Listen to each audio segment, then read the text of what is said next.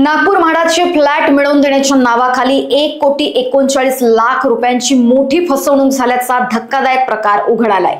Deals माय प्रॉपर्टीजचे संचालक भूपेंद्र चंद्रिकापुरे यांनी 2022 ते 2025 दरम्यान 44 जणांना फ्लॅट आणि गृहकर्ज मिळवून देण्याचे आश्वासन देत त्यांच्याकडून मोठी रक्कम घेतली।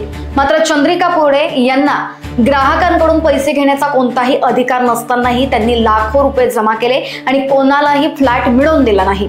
घटनेची माहिती मिळताच त्रस्त ग्राहकांनी म्हाडाकडे तक्रार केली।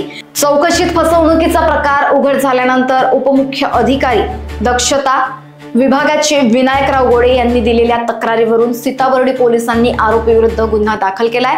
प्रकरणाचा पुढील तपास सुरू आहे। हे म्हाडाच्या ज्या सदनिका ज्या विकल्या गेलेल्या नाहीत त्या विकण्यासाठी म्हणून म्हाडाने एका कंपनीसोबत करार केलेला होता 2022 मध्ये। कंपनीचं नाव डील्स माय प्रॉपर्टी आणि त्याचे संचालक म्हणून आहेत भूपेंद्र चंद्रिकापुरे यांना त्यांचे जे काही अटी शर्ती होते त्याच्यामध्ये त्यांनी फक्त ते विकण्याची प्रक्रिया पूर्ण करायची होती, कर्ज वगैरे काढून देण्याचं काम करायचं होतं, त्यांना मदत करायची होती आणि त्याचं त्यांना कमिशन मिळणार होतं।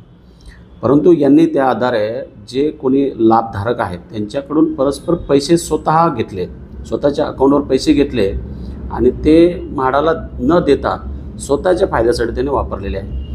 अशा आतापर्यंत ज्या काही 44 तक्रारी म्हाडाकडे गेल्या आणि ती तेव्हा त्यांनी पूर्ण शहानिशा केली, तर हे प्रकार निदर्शनास आल्यानंतर सर्वांची एकूण अमाऊंट जी आहे 1,39,00,000 समथिंग आहे।